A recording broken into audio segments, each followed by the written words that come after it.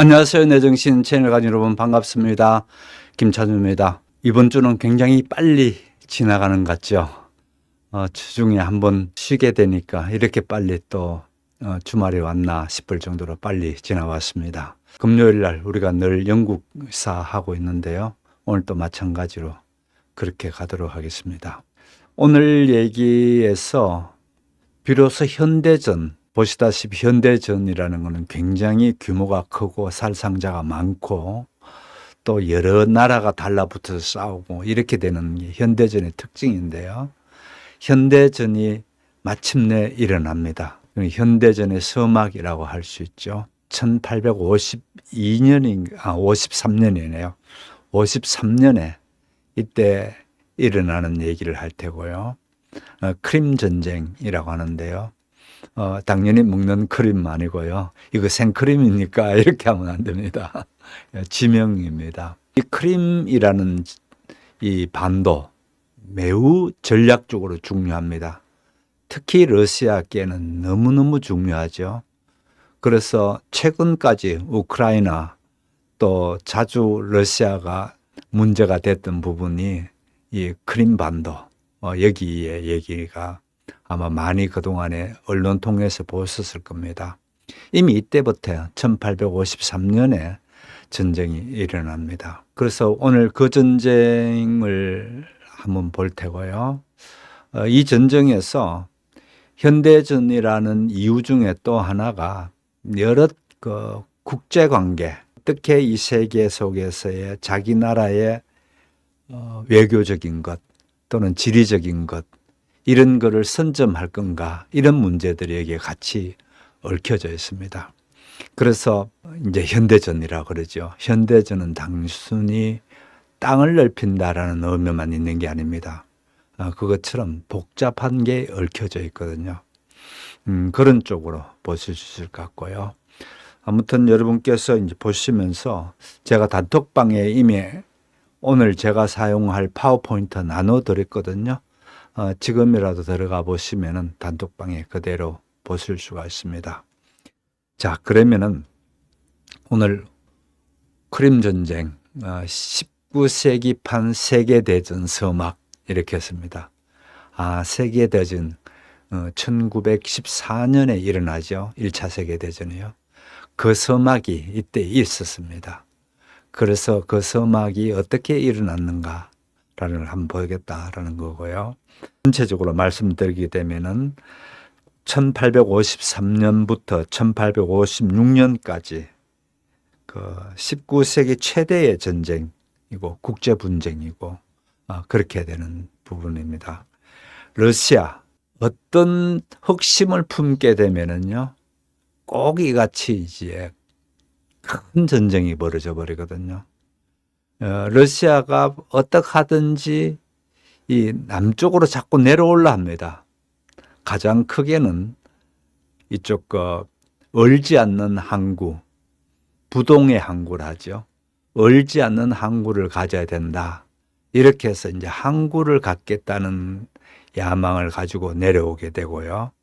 또 거기에 비해서 영국이나 이쪽 서방 쪽에서는 어떡하니 러시아가 밑으로 내려와 있으면 위험하다 싶으니까 어떡하니 위로 또 밀어 올리려고 하고 이러는 관계 속에서 국제전이 돼버립니다.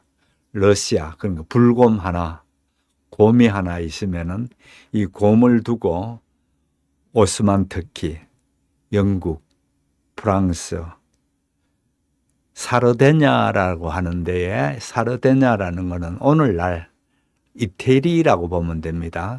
요거는 또 조금 이따가 말씀드리겠습니다.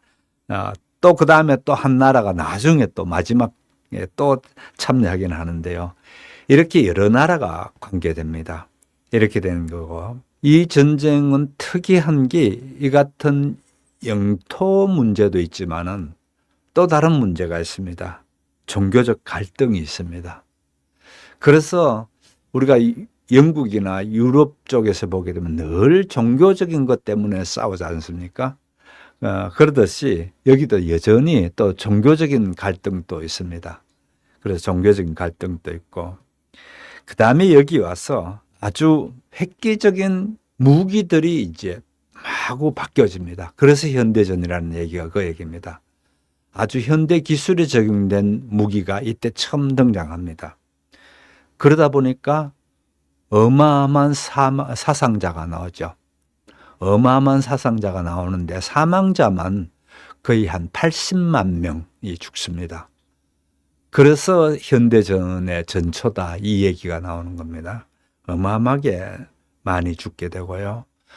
전장에서 그렇게 많이 죽다가 보니까 처음으로 그 야전 의료라는 게 병원이 그전부터 있긴 있었는데 제대로 된 야전 의료라는 게 여기에 처음으로 나타납니다. 그래서 여러분 우리가 학교 다닐 때 배웠던 그게 여기에 나오는구나라는 생각이 들 겁니다. 아무튼 현대전입니다. 여러 가지 면에서 현대전입니다. 전장에서 그렇게 싸우고 있는 부분을 카메라가 사진기라는 게 처음 생겨서 생생하게 사진을 찍어서 본국으로 보내줍니다. 그럼 본국에서 처음으로 앉아서 그동안은 소식만 들었다면은 그 사진을 보는 겁니다. 이러다 보니까 엄청나게 달라집니다. 그 전의 전쟁에 비해서요. 물론 이 영국이 전화선을 깝니다. 실제 현장에 있는 그 지휘관이 이쪽 본국의 최고 사령관으로부터 항상 지시를 받을 수 있는 그런 최초의 전쟁이고요. 그래서 여러 면에서 현대전적인 특징이 있습니다. 그래서 그런 것들은 조금 이따가 보시게 되면 더 많이 나올 텐데요. 아무튼 주요 참전국 한번 보여드릴게요. 여기 보면 러시아가 쳐내려오기 때문에 남쪽으로 내려오기 때문에 여기 이제 달라붙는 게 첫 번째 오스만 제국입니다. 오스만 터키라고도 하죠. 이 오스만 터키가 붙고요. 당연히 러시아가 이런核심을 품고 있다라는 것에 대해서 가장 잘 알고 있는 게 영국이죠.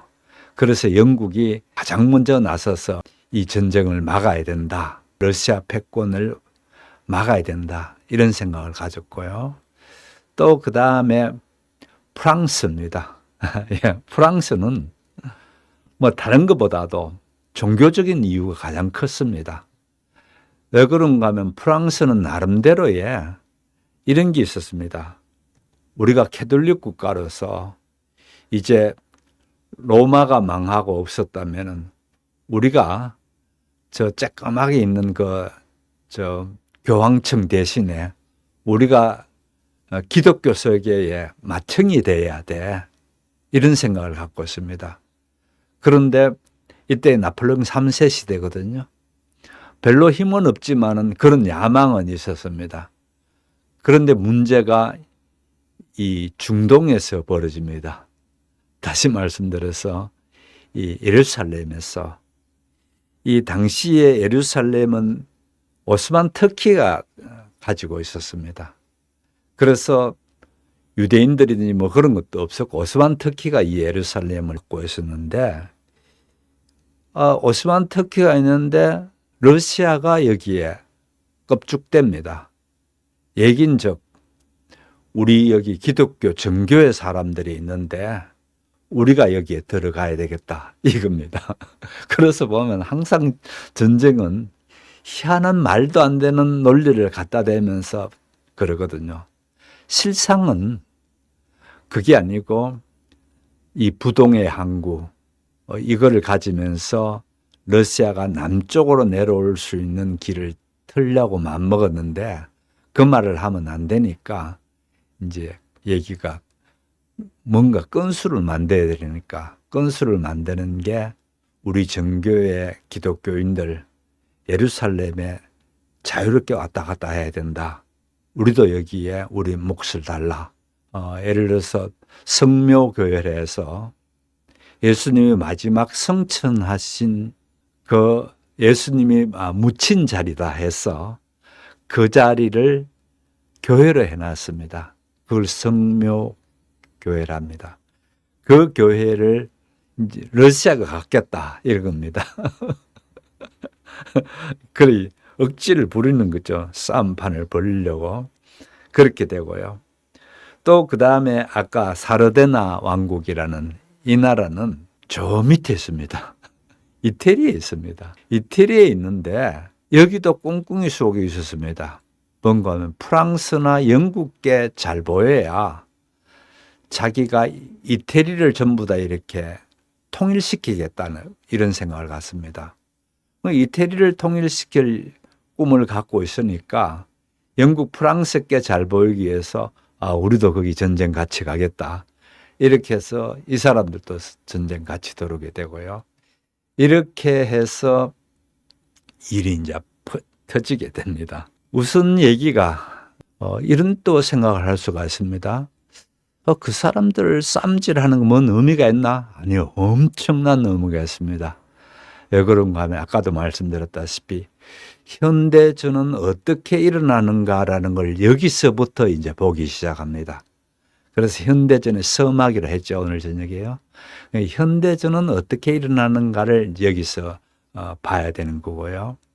또 그 다음에 무엇보다도 국제관계, 국제외교, 자기 나라 군사 힘으로 지키는 것보다 더 중요한 것은 외교를 잘해야 됩니다.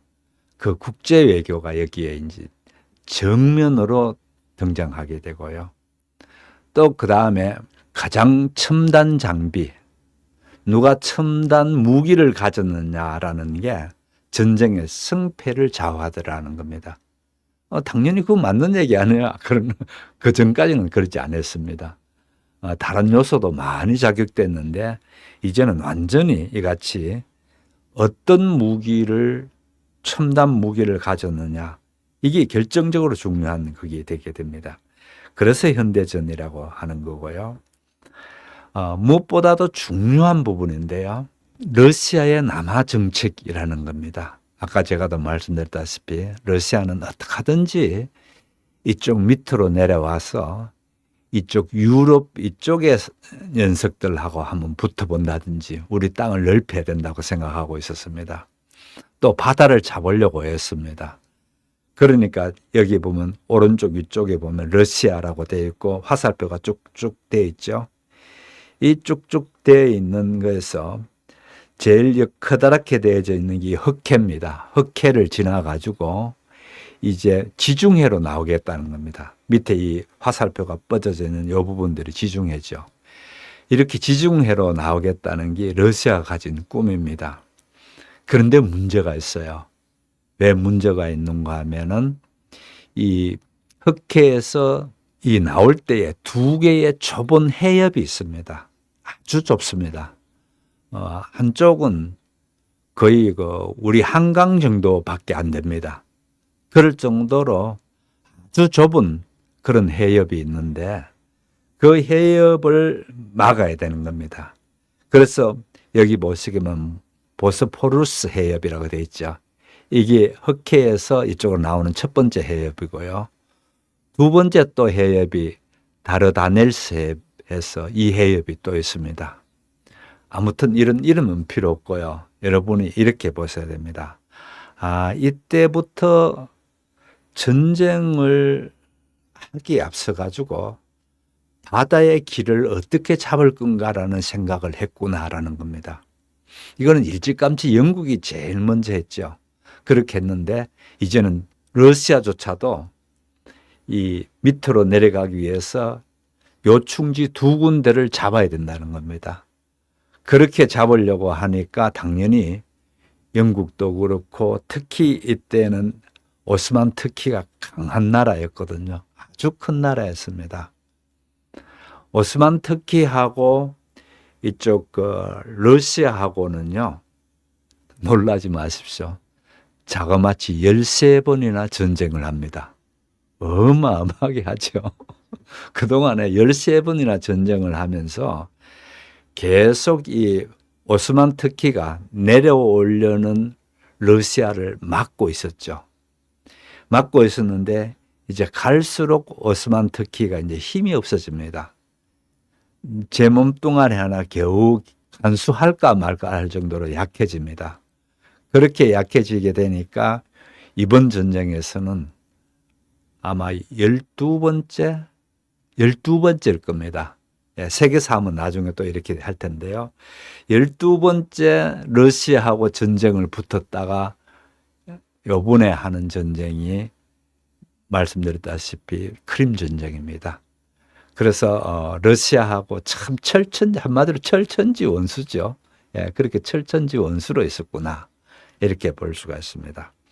그래서 아까 말씀드렸다시피 러시아가 남하 정책을 쓰는 바람에 이 남하 정책과 그 다음에 영국이 이걸 막으려고 하는 것, 또 그 다음에 오스만 터키가 계속해서 이걸 막아왔는데 역시나 오스만 터키가 막아야 되는 것, 이러면서 프랑스도 우리를 건드렸단 말이지 하면서 강요하고 이탈리아, 오늘날 이탈리아입니다. 이탈리아의 조그마한 그 나라입니다. 나라가 아니고 왕국인데 조그마한 나라인데 나중에 그 사람들이 이탈리아를 이렇게 통일시키긴 하는데요. 그 이탈리아의 조그마한 나라도 참석하게 되는 이 전쟁입니다. 자, 그러면은 어떻게 되는가라는 부분을 한번 보겠습니다. 가장 큰 게는 흑해를 어떻게 장악하느냐라는 부분입니다. 이 부분이 다시 또 지도를 보면서 한번 보여드릴게요. 보시게 되면은 이렇게 된 이 부분들이 지중해들이고요. 그 다음에 흑해가 여기입니다. 요 위에 바다 있죠. 여기 흑해입니다. 그래서 이 지중해로 나오기 위해서 러시아가 여기서 지중해로 나오기 위해서 이렇게 흑해를 건너가지고 첫 번째 해협이 하나 있다 했죠. 그 해협이 보스포루스 해협이라 했습니다. 이 해협이 하나 지나고 또 그 다음 바다가 나왔는가 싶어 또 다른 해협이 나옵니다. 이런 식으로 해협을 나오게 되면 마침내 이제 이 지중해로 나오게 돼 있는 게 이 바닷길인데 어떻게 하든지 여기를 나오고 싶어 하는 거예요. 그러니까 영국은 이거를 여기서 막아 놓겠다는 겁니다. 이렇게 막아 놓겠다고 되는데 바로 이제 이런 일로 인해서 벌어지는 전쟁입니다. 예. 그러면서 결과는 어마어마하게 결과는 러시아가 집니다. 러시아가 지긴 하지만은 어마어마한 상처를 갖게 됩니다. 거의 러시아만 한 50만 명이 죽습니다. 러시아는 웬간하면 전쟁 하나 벌어지면 사람 갖다 갈아 넣는 일은 뭐 별로 안 중요하게 생각하죠. 그런데 이쪽 영국이나 프랑스나 이런 나라에서는 거기 그렇게는 안 되겠죠. 50만 명까지 저기 가서 죽었다 그랬을 때 가만히 있지 않겠죠. 아무튼 그런 전쟁입니다. 자, 여기에 보시게 되면은 영국과 프랑스가 주된 어떻게 하든지 한 나라가 나서 가지고 설치게 되면 비극이 오더라. 그래서 누구든지 설치지 못하게 해야 된다라는 게 영국이 가진 생각이었습니다. 그래서 영국이 일찌감치 나폴레옹 전쟁에서 이기죠. 이기고 난 뒤에 이제 전쟁에 진 나라 쪽에서는 큰일 났다. 이제 엄청 뭐를 많이 요구할 건데 배상금이라든지 땅 달라 하든지 뭐 엄청 뭐를 달라 할 텐데 의외의 얘기를 합니다. 여기서 이제 어떤 녀석이든지 먼저 전쟁을 일으키는 녀석은 우리가 가만 안 두겠다. 그래서 거기에 서약하라 그럽니다. 이 유럽에서 전쟁하지 않겠다는 걸 서약하라는 거예요. 그래서 이 모임이 빈회의라는 겁니다. 또는 빈체제라고 하기도 합니다.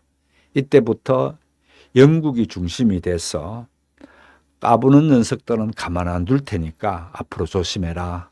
그리고 또 여기에 서명하라. 이렇게 해서 빈에서 모여서 그렇게 이제 특히 유럽 나라들이 거기에 서명을 합니다.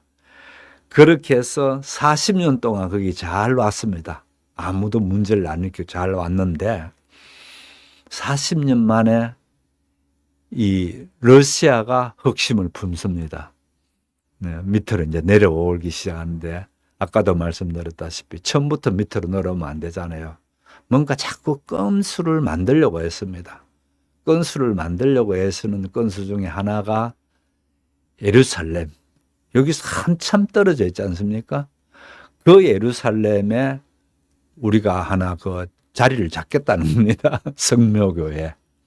우리 그 러시아 정교회 기독교인들이 있으니까 이 사람들이 성묘교회를 가져야 된다. 이렇게 해서 억지를 부립니다. 여기에서 이제 출발되면서 또 다른 일도 일으킵니다. 제일 먼저 바로 이 아까 흑해 보셨죠? 흑해로 바로 쑥 들어오게 되면은 속셈이 딱 보이지 않습니까? 그래서 흑해로 바로 들어오지 않고요. 참 머리를 씁니다. 한번 이것도 보면은 한번 보여드릴게요. 자, 여기 보시게 되면은 또다시 아까 그 지도인데요. 말씀드린 대로 흑해가 여기에 있습니다. 이쪽 요 부분에 이렇게 흑해가 있는데 처음부터 이렇게 흑해로 바로 내려와 버리면은 너무 속 보여서 덤빌 것 같단 말이에요. 그러니까 이쪽을 먼저 내려옵니다. 이렇게 내려옵니다. 이렇게 내려와서 지금은 루마니아 이렇게 되는데 이쪽을 공격해서 자기 나라를 삼기를 시작합니다. 그러니까 벌써 눈치채고 제일 먼저 영국이 나서가지고 이쪽에다가 얘기합니다. 그동안 쭉 12번이나 싸움을 11번째 싸웠겠죠. 그러니까 11번까지 러시아하고 끊임없이 싸워본 경험이 있는 이 터키, 오스만 터키한테 얘기합니다. 가만두지 말고 좀 손보라. 그렇게 하니까, 우리도 힘든데, 이거 어렵겠다고 그렇게 하니까 걱정하지 마라. 우리가 돈도 대주고, 우리가 뒷배를 봐줄 테니까 들어가라고. 그렇게 해서 오스만 터키가 실제 전쟁을 이제 선전포고를 합니다. 러시아에 대해서 니네들이 치고 내려오니까 영감이 이쪽 곧바로 이어지는 이 루마니아 이렇게 된 이쪽 지역이 전 오스만 터키 땅들입니다. 이 땅들이 이렇게 크게 된 땅들이 있었는데 이 자기네들 국경을 접하고 있으니까 선전포고할 수 있는 그게 되겠죠. 그래서 바로 선전포고를 하면서 첫 번째 육상에서 여기서 전투가 벌어지는데 이 전투에서 터키가 이깁니다. 그래서 터키가 이기니까 괜찮은가 보다 생각했는데 계속해서 터키는 이기질 못합니다. 그러면서 실제 영국하고 프랑스가 뒤에 빠져 있으려고 그랬는데 안 되겠다. 우리가 들어가야 되겠다. 그렇게 해서 영국과 프랑스가 들어와서 이 오스만 터키하고 같이 붙어서 같이 힘을 합쳐서 쭉 밀고 올라갑니다. 벌써 눈치챈 게 그거죠. 이쪽 흑해를 내려올라 한다. 흑해에 올라갑니다. 쭉 올라가서 당연히 흑해에 갈 수 있는 이 아까 해협들 했지 않습니까? 이 해협들은 일찌감치 영국이 다 잡고 있었거든요. 그러니까 바로 올라가 가지고 이 흑해에서 전투가 벌어지죠. 예. 그렇게 되는 건데 아무튼 서방의 봤을 때는 러시아가 내려오는 부분에 대해서는 항상 바짝 긴장하고 있거든요. 그래서 지금도 마찬가지죠. 지금도 마찬가지로 러시아가 먼저 우크라이나로 치고 들어온단 말이에요. 이러니까 어떻게 되나요? 이쪽 서방 사람들이 다 같이 달라붙어서 지원해 주죠. 독일도 그렇고 프랑스도 그렇고 영국도 그렇고 외국만 하면 더 밀고 들어올 게 뻔하니까 그래서 여기에서 막아야 된다는 거죠. 특히 폴란드 같은 경우에 더 그렇죠. 바로 이제 인접해 있거든요. 그래서 폴란드 같은 경우 더더욱 자기네들 다음 차례니까. 그래서 우리나라의 그 방위산업, 특히 폴란드가 많이 그렇게 해 나가죠. 우리가 이제 그걸 가져야 되겠다는 겁니다. 우리 스스로 지킬 힘을 가져야 되겠다는 겁니다. 그동안에는 미국이 이렇게 쭉 뒤를 봐주는 거였다면은 더 이상 미국이 봐줄 형편이 안 된다라는 걸 아는 거예요. 그러니까 자기 스스로가 지켜야 된다라고 됩니다. 그래서 맞아요. 지금 또 러시아하고 우크라이나 전쟁 중 제가 그 설명을 하고 있습니다. 제가 이 설명을 드리는 이유는 이것뿐만 아니고요. 독일도 그렇고 프랑스도 그렇고 이쪽 이 유럽이 이때까지는 전쟁 없는 나라들이었거든요. 바로 임박한 전쟁이 올 거다라는 것 때문에 예를 들어서 독일 같은 경우에 그러거든요. 아예 이제는 징병제를 하겠다는 거죠. 우리나라처럼 우리나라는 남자면 누구든지 군에 가지 않습니까? 그런 징병제를 하겠다는 게 의무적으로 군대를 가야 되는 겁니다. 그렇게 하려고 하는 게 독일이 하고 있고요. 그런 쪽으로 자기 나라를 다 챙기려 합니다. 이러다 보니까 우리가 특히 이쪽 유럽 쪽에 당장의 무기를 판매할 수 있는 게 많이 열려져 있습니다. 그러면 자기들 독일 전차 엄청 유명하고 뭐 프랑스의 전투기 유명하고 뭐 그러지 않나요? 하는데 독일이 그동안에 전차를 만들고 이랬던 공장들이 거의 문 닫다시피 되어져 있었거든요. 그리고 또 그렇게 전차를 잘 만들었던 사람들은 나이가 들어서 은퇴해버리고 없는 거예요. 그런 기술들을 안 갖고 있습니다. 이러다 보니까 독일 전차를 그렇게 마구 만들어낼 수 없게 된단 말이에요. 그런데 자유국가 중에서 바로 얘기하면은 만들 수 있는 나라가 대한민국이 유일합니다. 자유국가 중에는. 일본도 그렇게 많이 못 만듭니다. 그게 이제 다행히 우리가 거의 뭐 70년 전인가 50년 전입니까? 네, 50년 전이네요. 네. 50년 전부터 자주 국방하면서 박정희 대통령이 이제 그렇게 했죠. 미국이 걸핏하면 윽박 지른단 말이에요. 막 윽박 지르고 이러니까 자그마한 그 키에 강단은 크단 말이에요. 그러니까 그래 주한미군 빼나가도 좋다. 우리는 우리 스스로 지키겠다. 이러면서 그때부터 자주 국방을 외쳤거든요. 그런 게 50년 동안 길고 긴 세월에 항상 북쪽에서 내려오려고 하니까 북쪽에서 언제든지 호시탐탐 내려오려고 하니까 우리는 없는 형편에 계속해서 군비를 무리하게 지출할 수밖에 없었거든요. 그러다가 이제 마침내 이런 시대가 와버린 거예요. 그러니까 전쟁하는 가운데 언제든지 포탄을 자꾸만 대줄 수 있는 나라도 우리나라가 유일하고요. 그런 정도로 참 엄청난 시대에 와 있습니다. 살다 보니까. 이 시대에 저는 생각에 우리가 물론 무기로 해서 돈 번다는 게 글쎄요 라는 생각은 있지만 그러나 이것 역시 이것 또한 우리가 일어설 수 있는 한 분야가 아닌가 이런 생각합니다. 그래서 전쟁이라 해가지고 그냥 그거 전쟁하면 안 돼 그게 아닙니다.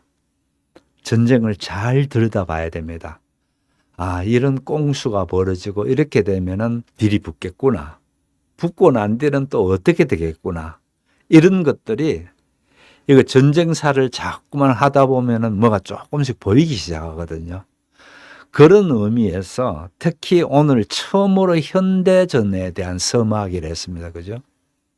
현대전 서막을 처음 여러분과 제가 이제 보고 있습니다. 그래서 잘 한번 보자는 겁니다. 자, 그러면은 일본이 패망한 이후에 한국전쟁 때문에 일어설 수가 있었죠. 맞습니다. 네. 또 한국은 월남에 파병하면서 우리가 다른 것들도 큰 영향을 받죠. 크게 또 도움을 받습니다. 결국은 뭡니까? 전쟁이라는 게 어떤 지역에 전쟁이 일어났을 때에 비극적인 거는 맞아요. 찬양하는 건 아닙니다. 그러나 비극적인 맞는 건데 또 다른 한편으로는 어떤 지역에 전쟁이 일어났다 하면 새로운 기회가 온다라는 겁니다. 한번 보세요. 지금은 두 군데 전쟁이 일어나 있습니다. 그죠? 그러니까 저는 자꾸만 그 얘기하는 거죠. 우리는 새로운 기회의 시대에 살고 있다. 새로운 기회가 왔다는 거예요. 그래서 이 기회에 우리 정치인만 잘해주면요, 우리는 한번 확 성장한다 할까요? 그렇게 될 수 있는 아주 절호의 기회가 왔습니다. 평상시에는 이게 어려워요. 튀어오르기 어렵다고요. 그러나 이런 전쟁 시대에는 반드시 그런 게 있습니다. 아무튼 그 하는 거 한번 보십시오. 아까도 얘기했습니다. 이 전쟁의 불씨는 러시아가 먼저 이제 억지를 부리는 거죠. 우리 예루살렘에 가야 된다 이겁니다. 참 웃기지 않습니까? 요번에도 똑같습니다. 요번에 우크라이나를 공격할 때도 러시아가 뭡니까? 저쪽에 우리 민족들이 있다. 그 우리 민족이 히틀러 같은 정권들의 독재자에 의해서 힘들다. 그래서 우리 민족을 해방시키기 위해 특수작전을 해야 된다. 전쟁이라는 말을 안 썼습니다. 푸틴이 쓰는 얘기가 특수작전을 하러 온 겁니다. 그게 말은 특수작전, 분명 전쟁이죠. 벌써 4년째 접어들어와서 이러고 있지 않습니까? 그래서 특히 정치인들이 전쟁을 앞두고 그러잖아요. 그거 함부로 믿으면 바보 되기 딱 좋습니다. 여기 한번 보십시오. 예루살렘 여기 우리 종교인들이 마음대로 왔다 갔다 해야 된다. 예수님 성묘교회 그 교회를 우리가 갖겠다 이겁니다. 말이 안 되죠. 예, 그런 말도 안 되는 억지를 부리면서 이제 그렇게 하는 일이 일어나게 되죠. 그래서 오스만이 선전포고를 했다 했습니다. 선전포고를 해서 첫 번째 그 선전포고에서 바로 이깁니다. 그렇게 이기면서 옴마르 파사휘아의 오스만군 이 사람이 그 다뉴브 강, 아까 제가 빨갛게 된 강 보셨죠? 그게 다뉴브 강입니다. 그 다뉴브 강에서 있는 제가 이 다뉴브 강이 중요해서 미리 줄을 쳐놓은 거거든요. 다시 한번 보여드릴게요. 이 빨갛게 된 게 이 다뉴브 강입니다. 상당히 긴 강이죠. 들어는 도나우 강이라고 하긴 하는데 어느 나라에서 발음하느냐에 따라서 달라지는데 어쨌든 이 다뉴브 강이 독일에서부터 출발돼 가지고 쭉 이렇게 와서 나중에 흑해로 이렇게 들어가는 강인데요. 유럽에서 두 번째로 긴 강일 겁니다. 어마어마하게 긴 강입니다. 어쨌든 이 다뉴브 강에서 전투가 벌어졌는데 이 오마르 파샤라는 장군이 실리스트라 요새 미리 요새를 해놨습니다. 이 요새에서 잘 이쪽 러시아군을 격파시켜냅니다. 그래서 우쭐할 수 있도록 첫 번째 전투에서 이기게 되죠. 이기게 되는데 러시아 함대가 가졌던 새로운 무기입니다. 그 러시아는 잘 준비했겠죠. 흑해를 들어오기 위해서 잘 준비했는데 이게 상당히 새로운 무기로서 중요한 겁니다. 왜 중요한가 하면은 러시아는 아까도 말씀드린 이 흑해를 통해서 저쪽 지중해로 내려가려고 마음먹었으니까 나름대로의 자기네들은 잘 준비했는 전쟁인데 그 중에 이 포탄입니다. 그때까지는 포탄이 마치 둥그렇게 된 베어링처럼 있지 않습니까? 큰 베어링이라고 보면 됩니다. 이 베어링 뒤에다가 장약, 그러니까 화약이죠. 장약을 넣고 이 화약이 터지면은 둥그렇게 된 이게 날아갑니다. 날아가서 둥그렇게 된 게 배를 때린단 말이에요. 배를 때리게 되면은 워낙 이렇게 큰 그거에 날아가니까 쇳덩어리가 완전 쇳덩어리거든요. 쇳덩어리 날아가니까 이게 엄청난 힘으로 배를 때리게 되지 않습니까? 그러면 그때까지는 배가 다 나무로 만들었단 말이에요.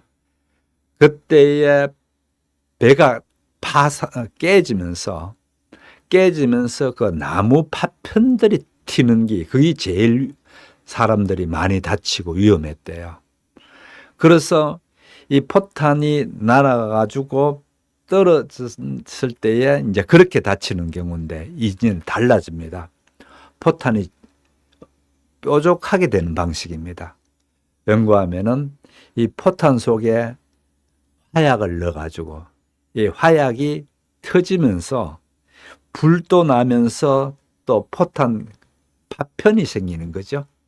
포탄에 터지면서 어떻게 작은 새 쪼가리들이 생기죠. 그죠? 새 쪼가리들이 생기면서 이 새 쪼가리들이 튀어나갑니다. 그러다 보니까 어떻게 되나요? 그동안에 비해 가지고 완전히 달라집니다. 한번 보세요. 여기에서 포탄이 저렇게 길쭉하게 된 포탄이 이때 처음 나왔습니다. 이때 나와가지고 그랬는데 이게에서 완전히 박살나 버립니다.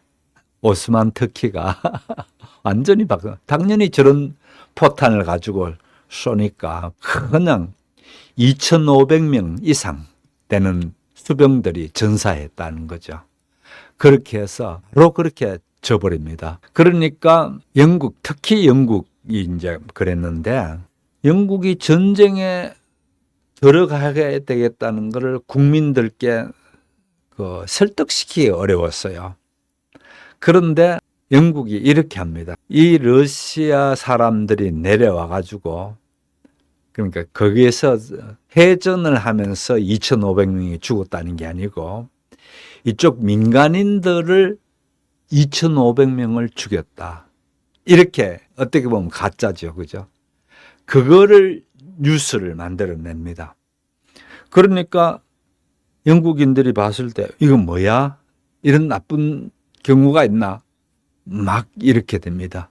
그러니까 의회에서 당연히 우리 영국이 가서 당시 영국이 세계 최고였지 않습니까? 우리 영국이 가서 이 같은 문제를 해결해야지. 가만히 있으면 최고의 선진국을 할 일이 아니다. 이렇게 하면서 영국이 그렇게 전쟁에 참여할 수 있는 걸 얻어냅니다. 그렇게 얻어내는가 하면 프랑스도 마찬가지입니다. 프랑스도 어떻게 하든지 개입하려고 그렇게 호시탐탐 누리고 있었는데 가만 보니까 이 프랑스 같은 경우에 이 해전을 영국 프랑스 내에 러시아의 반러시아의 여론을 형성시키는 걸 영국을 보고 또 그렇게 이제 가져와서 똑같은 방식으로 합니다. 그러면서 프랑스도 전쟁에 참여하기로 그렇게 결정하게 되죠. 그러면서 자, 이 지도를 한번 볼게요. 이렇게 됩니다. 각자 달라붙어서 여기에 보면 작은 점땡땡땡 화살표가 있는 게 보이나요? 이 화살표를 이용해서 이제 밀어붙이기 시작합니다. 러시아를 이제 저 위로 밀어붙이려고 이제 그렇게 달라붙습니다. 그래서 이같이 제가 말씀드렸다시피 이제 전쟁은 여러 나라가 각자 다른 이유긴 한데 여러 나라가 같이 달라붙어서 전쟁을 하더라라는 게 첫 번째고요. 좀 전에 포탄 보셨죠? 포탄을 바꿔버리니까 금방 이겨버리잖아요. 그렇게 해서 포탄을 바꾼다든지 그렇게 하는데 이제 영국이 또 프랑스하고 같이 해서 이제 끌고 올라갑니다. 전쟁을 이제 하러 가는데 이 크림 반도에 들어갑니다. 자, 크림 반도를 제가 또 지도를 통해서 한번 보여드릴게요. 이 크림 반도가 왜 중요한가를 아까 말씀드렸습니다만은 조금 더 확대시켜서 보게 되면요. 여위가 소련 땅이었다면은 뾰족 나가지고 요 반도입니다. 요렇게 된 반도. 요 반도가 말씀드린 대로 크림 반도입니다. 뾰족이 튀어나왔죠. 당연히 여기는 흑해고요. 그런데 이 중에서 세바스토폴 항구라는 게 아주 중요합니다. 이 항구가 일찌감치 이렇게 되어 있는데 여기에서 항구에서 엄청난 이제 그 전투가 벌어집니다. 그 전투 중에 이제 좀 이렇게 한 건 봐야겠는데요. 첫 번째 알마 전투라는 게 있습니다. 54년 9월 20일이라 했습니다. 54년 9월 20일에 제가 화면을 바꿔드릴게요. 네, 54년 9월 20일에 벌어지는 전투인데 이 당연히 아까 말씀드린 것처럼 이쪽 그 반도에서 일어나죠. 크림 반도에서 일어나는 전쟁입니다만은 일단 프랑스군과 그 다음에 러시아군과 붙었는데 여기에서 프랑스군도 그렇고 영국군도 그렇고 새로운 그게 나옵니다. 뭔가 하면은요, 이 소총의 얘기입니다. 이번에는요. 자, 소총을 한번 보여드리면서 설명해야 쉬울 것 같습니다. 알마 전투에서 처음 나온 소총입니다. 소총이 한마디로 과거에는 소총이 쏠 때에 이렇게 됩니다. 쏘게 되면은 이렇게 포물선을 그으면서 총이 이렇게 가게 돼 있는데 이번에는 과학자들이 이렇게 생각합니다. 총알이 나갈 때에 그냥 나가지 않고 회전을 시켜버리면은 쑥 가는 게 똑바로 직진해서 가더라라는 것을 과학적으로 이제 알게 됩니다. 그러니까 총알 끝부분에 강선이라 해서 마치 이렇게 홈이 파졌습니다. 홈이 파졌는 그 홈을 따라 가지고 빙그르르 돌면서 총알이 나가도록 그렇게 강선을 만듭니다. 이거는 러시아가 없었습니다. 없었고 이쪽 프랑스나 영국군이 이 무기를 가지고 있었는 소총을 가지고 있었는 겁니다. 그러다 보니까 과거에는 대충 눈으로 이렇게 해가지고 휙 해가지고 맞췄다면 이제는 똑바로 이렇게 나가게 되어지니까 훨씬 더 명중률이 높죠. 명중률이 엄청 높아지는 겁니다. 명중률이 높아지는 거 하면 또 두 번째로 살상력이 뛰어납니다. 왜 그런가 하면은요, 제가 이거를 비유를 보여드릴게요. 과거에는 총알이 이렇게 해서 탁 나가는 방식이었습니다. 근데 이번은 똑바로 가는데 어떻게 간다고요? 뱅글뱅글 돌면서 나가죠. 이 뱅글뱅글 돌면서 나가다 보니까 자, 탁 맞게 되면은 탁 맞는 요 부분에서 과거는 콕 찍혔다면은 요번은 어떻게 되냐면 갑자기 공기 중에 총알이 막 돌아오다가 이 공기보다 훨씬 더 저항이 커진단 말이에요. 그러면 이 돌던 게요, 훨씬 큰 회전을 벌이게 되어 있습니다. 그렇게 되면 총알이 여기서 딱 맞을 것 같으면은요, 이게 요 부분만 속 뚫고 가는 게 옛날일 것 같으면 요번은 이걸 손목이 다 날아가는 방식입니다. 돌면서 나가니까요. 그래서 이게 무서운 겁니다. 그래서 살상률이 엄청 높아지는 거죠. 과거에는 총 맞아가서 죽기가 매우 힘들었습니다. 부상은 입지만은 총 맞아서 죽은 경우는 숫자가 매우 적었다면은 이제는 이같이 총이 나옴으로 인해 가지고 알마 전투에서부터 사용된 이 총으로 인해 가지고 부상자보다는 사망자가 엄청 늘어나게 되는 그 전투입니다. 그래서 이 같은 전투가 해서 당연히 러시아가 또 지게 되죠. 그 다음에 세바스토폴, 아까 제가 그 항구라고 했죠. 어떻게 하든지 항구를 장악해야 되는 겁니다. 그래야 보급이라든지 이런 것도 잘 되고 다른 어떤 거를 쉽게 해낼 수 있기 때문에 항구를 이제 뺏는 얘기인데 이게 세바스토폴 방어라는 부분입니다. 이 세바스토폴 방어라는 얘기는 여기에서 이렇게 합니다. 자기네들이 지금 러시아가 이 방어를 얼마나 잘했느냐라는 얘기를 하려고 합니다. 아까 알마 전투에서는 이쪽에서 이겼다면 아주 똑똑한 사람이 에두아르토 토틀레벤이라는, 원래 이 사람은 공병장교였습니다. 공병장교였는데 이 사람이 하여간 머리를 잘 쓴 겁니다. 어떻게 썼는가 하면 이렇게 봅니다. 이 바다를 방어하는 것, 또 그 다음에 들어와서 참호에서 들어오는 것, 이런 것들을 다 계산해 가지고 제일 처음에 이 항구를 들어오는 거를 생각해서 바다에서 나가서 싸우지 않고요. 그렇죠? 이미 바다에서 한번 져봤잖아요.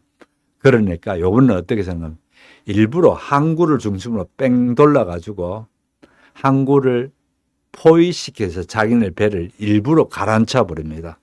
배를 가라앉혀서 이쪽에서 배가 들어오면서 걸려서 못 넘어오도록 해주는 그거를 만들어 놓고요. 또 그 다음에 들어 올라왔을 때에 그 다음에 요새를 잘 만듭니다. 특히 거대한 흙방벽을 쌓는데 이 흙방벽을 쌓는 게 아까 보여드렸듯이 이 방벽입니다.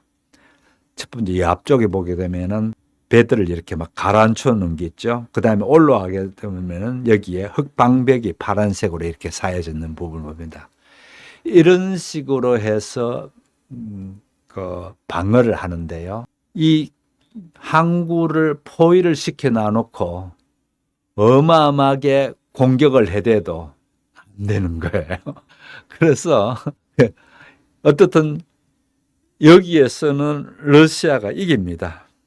그러다가 이제 하나만 더 하고 마쳐야 될 것 같은데요. 그 다음에 볼게요. 발라크라바 전투라는 게 또 시작되는데요. 이제 어떻게 하든지 이미 포위를 하고 있으니까 보급선을 끊으려고 합니다. 전쟁에서는 보급이 매우 중요하거든요. 치고 들어가는 것만 치고 들어가서는 안 되고요. 뒤따라오는 보급이 돼야 돼요. 당연히 병사들이 먹고 뭐 하는 어떤 그런 보급도 될 뿐더러 뭡니까? 총알이든지 여기에 들어가는 어떤 그 전투에 필요한 것들, 이런 것들이 보급이 일어나야 되거든요. 그런데 이거를 보급을 막아 놔놓고 그렇게 말라 죽이는 방식으로 그렇게 가는데 그게 이제 바라클라바라는 작전으로 나가면서 마침내 총 공격을 이제 합니다. 콜린 캠벨이라는 영국 장군입니다. 이 콜린 캠벨이라는 영국 장군이 나서 가지고 일찌감치 길목을 딱 막았습니다. 영국은 또 워낙 전쟁을 많이 해봐서 어디가 요새다는 걸 잘 알고 있거든요. 여기서 들어오게 되면 틀림없이 이 길목을 지날 거다 해서 그렇게 했다가 특이한 방식으로 이번에는 전쟁을 합니다. 과거에는 전쟁을 할 때에 아까 소총했다 했죠. 새로운 소총 나왔다 했죠. 이 새로운 소총이 있으니까 이 소총을 가지고 2열 횡대로만 세웁니다. 과거에는 이같이 횡대로 세우기는 세우더라도 빽빽하게 앞에 열, 뒤에 열, 뒤에 열, 뒤에 열 이런 식으로 열을 쫙 쥐어서 이렇게 밀고 들어가거든요. 근데 요번은 2개의 열만 딱 합니다. 왜 그런가 하면은 이게 그 정확도가 높단 말이에요. 과거에는 이렇게 총을 쏠 때에는 마구 어디 맞아도 관계없이 마구 쏘댑니다. 그러다 웃자다가 밟히듯이. 그렇다면 요번은 움직이는 녀석을 보고 쏠 수 있거든요. 그렇게 하면서 얇은 붉은 선이랍니다. 이거를요. 이 전선을 얇은 붉은 선, thin red line이라고 하는데 thin, 얇다는 거죠. thin red line이라는 새로운 전투 방법으로 해서 당연히 이겨버리겠죠. 그래서 한 번 이기고 한 번 지고 또 한 번 이기고 이렇게 되는 거를 보게 됩니다. 그 다음에 또 하나 더 할게요. 그러면 그 다음에 또 여기서 벌어지는 발라크라바 전투라는 게 또 있습니다. 여기에서 마찬가지로 이것에서 또 영국이 이깁니다. 양쪽의 소련이 다 이렇게 딱 준비되어 있는데 좀 무리한 방식으로 합니다. 경기병여단의 무모한 들고 계는데 영국군이 파란색으로 이제 들어가게 되는데 양쪽에서 이미 딱 준비해서 이쪽을 지나갈 거다는 길목을 지키고 있었습니다. 러시아 병사들이요. 이렇게 있는 곳을 그냥 밀어넣습니다. 끔찍한 그런 전쟁이 벌어지는 게인데 이 전투에서 실제 영국이 이때에 소총을 그렇게 많이 쓸 수 없었던 이유가 또 하나 있었습니다. 당시에 안개가 많이 꼈답니다. 참 이래서 전쟁이라는 게 참 무섭습니다. 안개가 많이 끼어가지고 앞을 잘 구분할 수가 없습니다.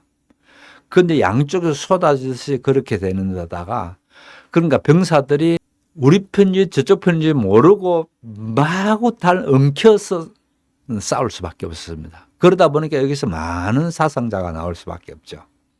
그렇게 되는 게 이 전투였는데 참 이런 안타까운 전투들 얘기가 조금 있으면은 얼마나 많은 사람이 죽게 되고 또 여기에서 어떤 이 같은 부상병들을 그냥 둘 수 없다 해서 이제 간호가 벌어지는 일이 있습니다. 그건 다음 주에 하도록 하겠습니다. 오늘 이만큼 하고요. 내일 저녁 8시에 뵙도록 하겠습니다. 대단히 감사합니다.